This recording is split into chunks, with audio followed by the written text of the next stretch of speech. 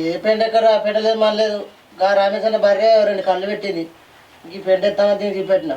ఆ పెండ ఎత్తున్నా రమేష్ వచ్చిండు పెండ ముడుతున్నాను అంటే అట్టిన కొంచెం పడ్డారు ఎంత ఉప్పించినానే కాలే మరి ఏంట్రా అట్టిగా వచ్చినావురా ఫైనల్ రావడన్నా నువ్వనే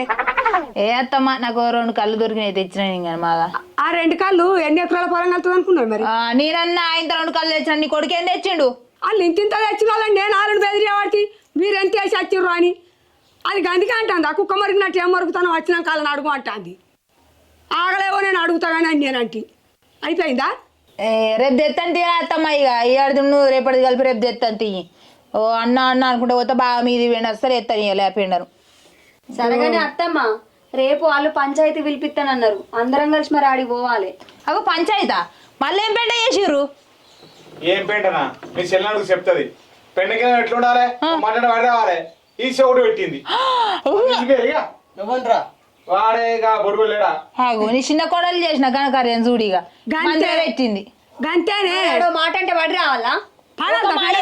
పెండ దొంగతనం చేసినప్పుడు పడకుంటూ ఊకుంటే నన్ను చేసుకున్నాడే అనలేదని ఆనే ఆనే అంటాడు సరేగా మరి పిలిపిస్తా మరి నువ్వు మరి అందరం పోవాలి మమ్మీ కలుపుతున్నావు ఓ మీరైతే ఓరి ఏది కత్తాం బయటకో పెంటే అందరు పొత్తులనే నువ్వు పంచాయతీ రావారా రేపు నువ్వు దండలు కట్టా అంటావా నీ రాకుండా ఊకుంటావు నువ్వు పని తక్కువ ఎక్కువ తెచ్చిందావు తల్చెడు పేండ ఇప్పుడు మళ్ళీ పంచాయతీలో దానికి నీ యొక్క 10 తట్టలు వేసి కట్టావురా 10 దండుకు తగ్గలేదు నీ పని పాడుపడ చేస్తారు ఇగో అత్తమ్మ పెండైతే అందరు పొత్తులదేనాయ రేపు పొద్దుగాల అందరం కలిసిపోవాలి అందరం కలిసిపోతేనే బలం ఉంటుంది ఆడ అందరం పోదాం కానీ ఆలోచించుకొని మాట్లాడాలి కింది కొట్టి మీది కొట్టి మాట్లాడితే ఇంకా 5 వేసే కాడ 10 వేస్తాడు ఆడు దాండుకు అని ఎవరని ఆ దేడికి ఏమంటావు సరే పోదని తీయరు ఇక అందరు అనుకున్నాక రాకుంటుంటావా రమ్మన్నా ఎడికి రమ్మన్నాడు పొద్దుగాల బావ రేపు పొద్దుగాల